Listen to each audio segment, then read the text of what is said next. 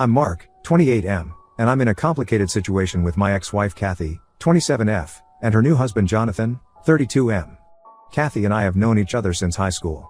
We met during freshman year when we were both part of the school's debate team. At first, we were just friends, but as we spent more time together preparing for debates, we started to develop feelings for each other. We officially started dating in our sophomore year. I remember asking her out after we won a big debate competition. We went to a local diner to celebrate, and I nervously asked her if she wanted to be my girlfriend. She said yes, and from that moment on, we were inseparable. Our relationship continued through high school and into college. We both got into the same university, which seemed like fate at the time. We studied different majors. I was in business, and Kathy was in psychology, but we always made time for each other. We'd study together in the library, go on weekend trips, and plan our future together.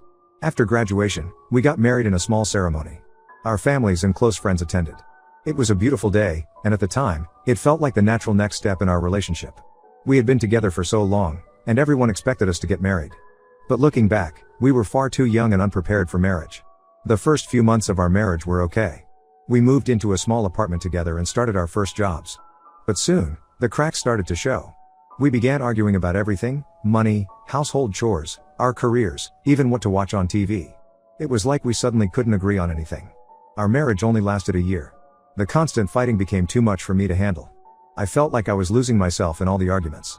One night, after a particularly bad fight about something trivial, I think it was about who forgot to buy milk, I told Kathy I wanted a divorce. I expected her to fight back, to try and convince me to stay, but she didn't. She just nodded and said, "If that's what you want." I think her pride stopped her from arguing. But then, during the divorce proceedings, we found out Kathy was pregnant. This changed everything. We both wanted to be parents, and for a moment, I considered staying in the marriage for the baby's sake. But deep down, I knew that wouldn't be fair to any of us. I still felt we shouldn't stay married. Kathy wanted to cancel the divorce and work things out. She argued that we should give our marriage another chance for our child. But I was set on leaving. I suggested shared custody and co-parenting, living close to each other initially for the baby's sake. Kathy wasn't happy about this arrangement. She believed that a child needed both parents in the same home. We had many heated discussions about this, but eventually, she agreed to my terms. Looking back, I realize now that I got married because I thought it was what I was supposed to do, not because I felt ready. Kathy had been talking about marriage since our second year of college. She would point out engagement rings in store windows and talk about her dream wedding. I didn't feel emotionally ready for such a big commitment, but I didn't want to break her heart or risk losing her. So I went through with it, even though deep down, I wanted to make a life of my own before settling down. After a year of marriage, I knew it wasn't working. The person I saw myself becoming in that marriage wasn't someone I liked. I was constantly irritated, always on edge, and I felt like I was losing my identity. When we found out about the baby, I felt even more strongly that we should separate. I didn't think it was right to bring a child into an unhappy marriage. I believed that we could be better parents if we were happy separately rather than miserable together. Kathy thought we should stay together for the baby's sake. She came from a family where her parents had stayed in an unhappy marriage for the kids, and she seemed to think that was the right thing to do. But I had seen how that affected her growing up, and I didn't want that for our child. It was hard, but I eventually convinced Kathy to agree to my terms. We got divorced but stayed in touch for our son. We set up a system where our son spends half the month with each of us. I try to be there for him as much as possible, and so does Kathy. I can't say Kathy and I are friends. She still has a lot of anger towards me, which I understand. I still care for her. After all, we have a long history together, but I know we couldn't have been happy together long term. Our personalities and life goals were just too different. I was there for her during the pregnancy and birth, even staying with her for a few days after our son was born to help out. I wanted to show her that even though our marriage was over, I was committed to being a good father and co-parent. Despite this, Kathy told everyone that I had abandoned her when she needed me most. She painted me as the villain in our story, telling our friends and family that I had left her alone and pregnant. Most of my friends stopped speaking to me because of what she said. Some of them sent me angry messages, calling me selfish and irresponsible. I didn't confront her about these lies. I felt guilty about marrying her when I wasn't ready, about not being honest about my feelings from the start. I accepted the social backlash as my punishment for my mistakes. Strangely, Kathy was always nice to me in person when we met for handovers of our son. It felt like she might want to get back together, even though she was spreading lies about me to others. It was confusing and frustrating. Sometimes, she would hint at giving our relationship another try, but then I would hear from mutual friends about how she was bad-mouthing me to them. I decided to focus on my work and our son instead of trying to figure out Kathy's mixed signals. I threw myself into my career, working long hours to advance in my company. When I wasn't working, I devoted my time to my son, trying to be the best father I could be despite the complicated situation with his mother. About a year after our divorce, Kathy started dating again. I found out through social media posts and comments from mutual friends. It hurt to see her moving on, even though I knew our relationship was over. But I didn't say anything because I wanted her to be happy. She deserved to find someone who could give her what I couldn't. She made a big deal about her dates on social media, posting pictures and status updates about her newfound happiness. It felt like she was trying to provoke a reaction from me. When I didn't react, she told me directly that she was dating. I told her I was fine with it, which seemed to disappoint her. I think she was hoping I would be jealous or upset. Then, one rainy evening when Kathy came to pick up our son, I invited her to stay until the rain stopped. It was a gesture of politeness, nothing more. But as we waited, we got talking, reminiscing about old times. We remembered the good parts of our relationship, our first date, our college adventures, the day our son was born. One thing led to another, and we ended up sleeping together. The next morning, I woke up feeling confused and guilty. But Kathy was already gone, and she had taken our son with her. She left a message saying it was a mistake and she didn't want to get back together. I was hurt but tried to accept it as a one-time thing, a moment of weakness for both of us. After that incident, I started distancing myself from Kathy even more. I only talked to her about our son, keeping our conversations brief and to the point. She tried to get back on good terms several times, inviting me for coffee or suggesting we take our son out together, but I rejected her attempts. I felt like I needed clear boundaries to avoid any more complicated situations. Then Kathy started dating Jonathan. I knew him as the older brother of a mutual friend from school. He seemed like a good guy, successful, kind, and stable. I was happy for Kathy. It looked like she had found someone who could give her the kind of relationship she wanted. Our interactions decreased even more after that, which was fine with me as I was trying to move on with my own life. I focused on my career and on being a good father to our son. I even started going on a few dates myself, though nothing serious came of them. But a few weeks before Kathy's wedding to Jonathan, she showed up at my apartment late at night. I was surprised to see her there, especially so late. When I opened the door, she was crying. She said she missed me and had made a huge mistake. She confessed that everything she'd done over the past couple of years, the dating, the social media posts, even her relationship with Jonathan, was all to try to get me back. I was shocked by her confession. Part of me was angry that she had manipulated the situation for so long, but another part of me still cared for her. In a moment of weakness, we ended up sleeping together again. The next morning, Kathy was crying again, but for a different reason. She said she loved Jonathan and was just scared about getting married. She begged me to keep what happened between us a secret, saying that sleeping with me had made her realize she really did love Jonathan. I agreed not to tell anyone, feeling used and disappointed. Kathy and Jonathan got married, and I tried to move on. I dated a bit more seriously, even having a relationship that lasted a few months, but it didn't work out. I couldn't shake the feeling that I was still entangled in my past with Kathy. Recently, at our son's birthday party, things took a turn. Kathy invited me to the party, suggesting we have one celebration instead of separate ones like usual. I agreed, thinking it would be good for our son to see us getting along. I showed up after work, a bit late due to heavy traffic.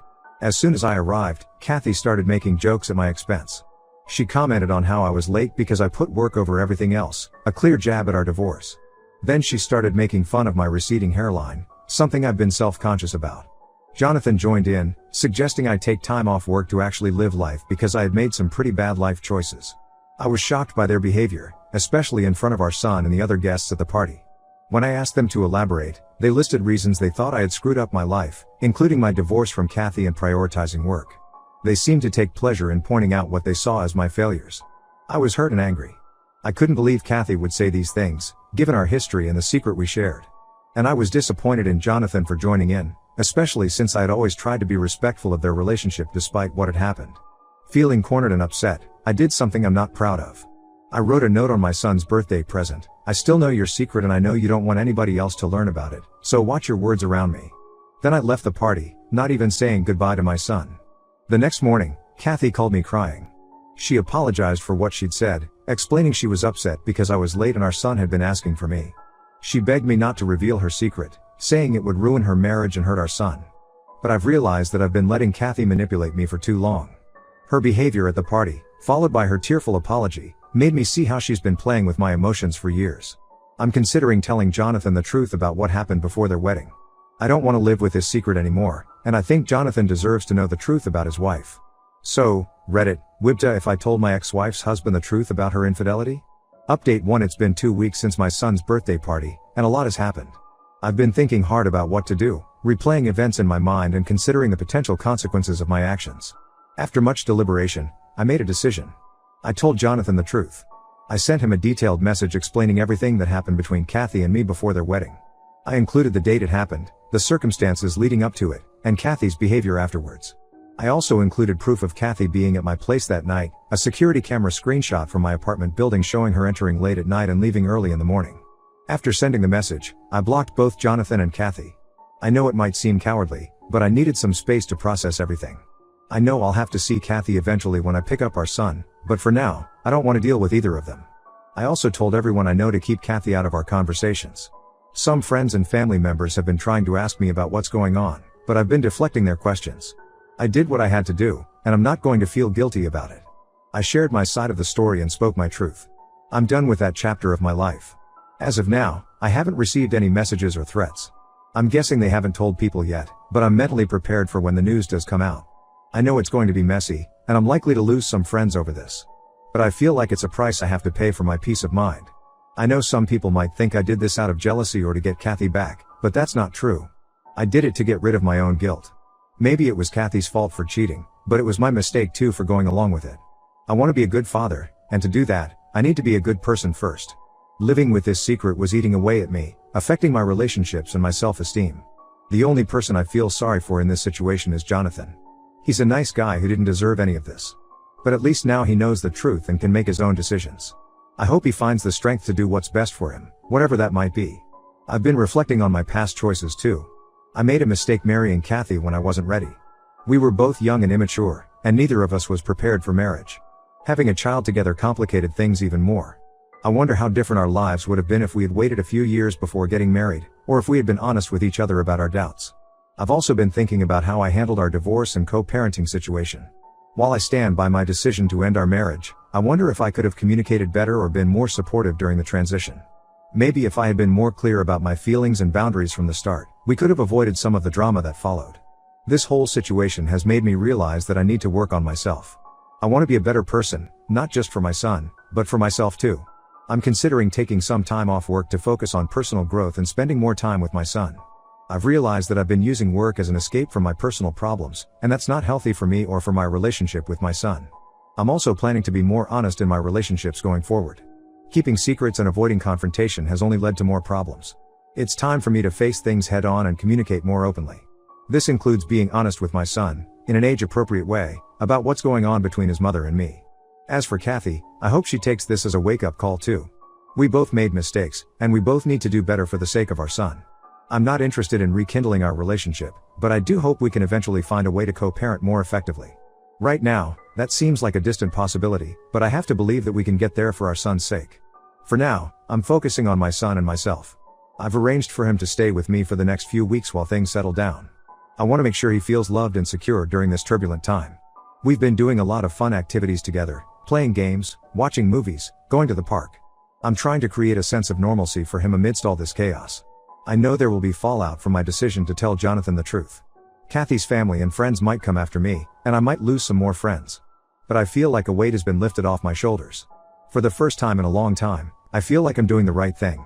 I'm not sure what the future holds, but I'm ready to face it with a clear conscience. I've learned a lot from this experience, and I'm determined to do better moving forward.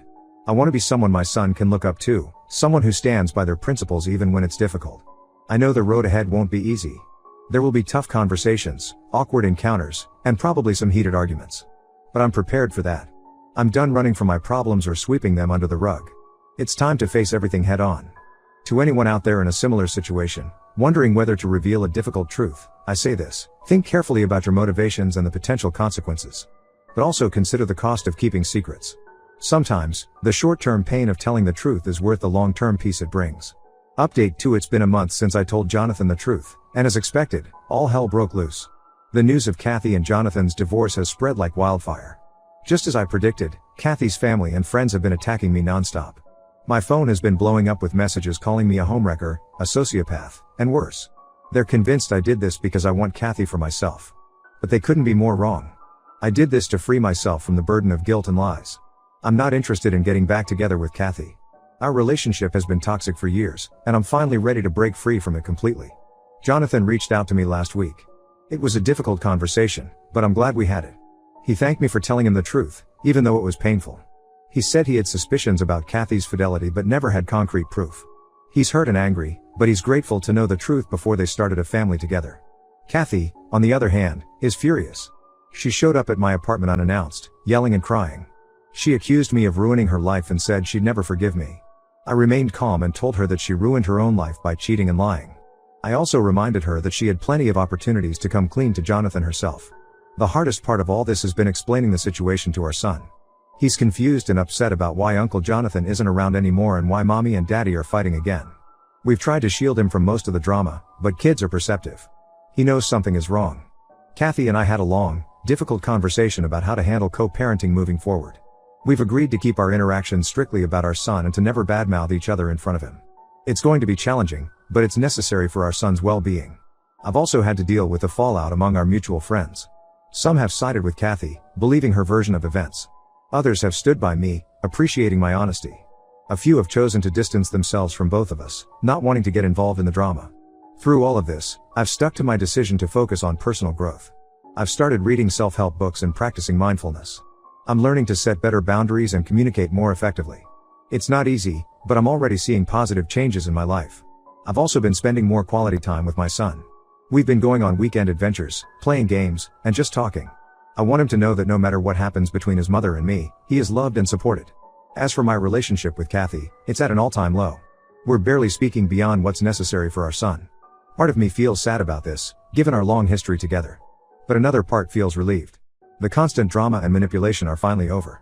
I know the road ahead won't be easy. There will be more challenges as we navigate this new reality. But for the first time in years, I feel like I'm on the right path. I'm no longer living a lie or carrying the weight of someone else's secrets. To those who are in similar situations, wondering whether to reveal a difficult truth, I say this: it won't be easy, but the peace of mind is worth it. Living with integrity, even when it's painful, is better than living with guilt and lies. I don't know what the future holds, but I'm ready to face it head on, with honesty and integrity.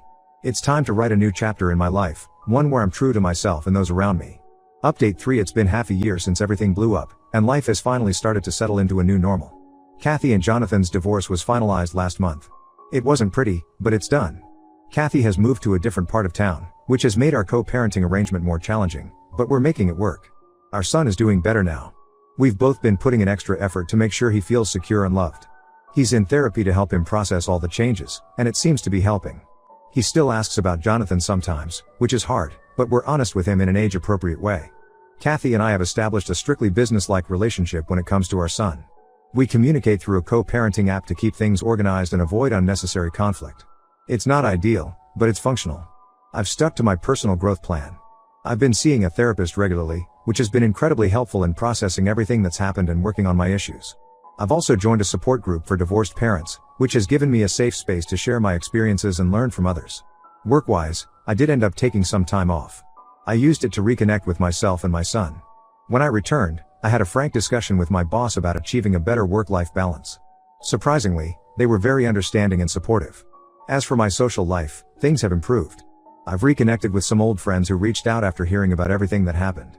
I've also made some new friends through my support group. It's nice to have people around who understand what I've been through.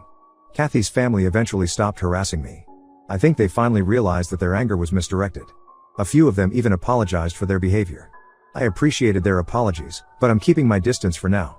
Jonathan and I have had a few more conversations. He's doing better, focusing on his career and spending time with friends. He thanked me again for telling him the truth, saying it allowed him to make informed decisions about his life. As for Kathy, last I heard, she's also in therapy. I hope she's working on herself and her issues. Despite everything, I do want her to be happy and healthy, if only for our son's sake. Looking back, I don't regret my decision to tell the truth. It was difficult and messy, but it was the right thing to do. I'm proud of myself for finally standing up and refusing to be manipulated any longer. This experience has taught me a lot about the importance of honesty, integrity, and self-respect. It's also shown me the value of setting boundaries and the strength it takes to stick to them. I'm not naive enough to think that everything will be smooth sailing from here on out. Co-parenting with Kathy will always be challenging, and I'm sure there will be more hurdles to overcome. But I feel equipped to handle whatever comes my way.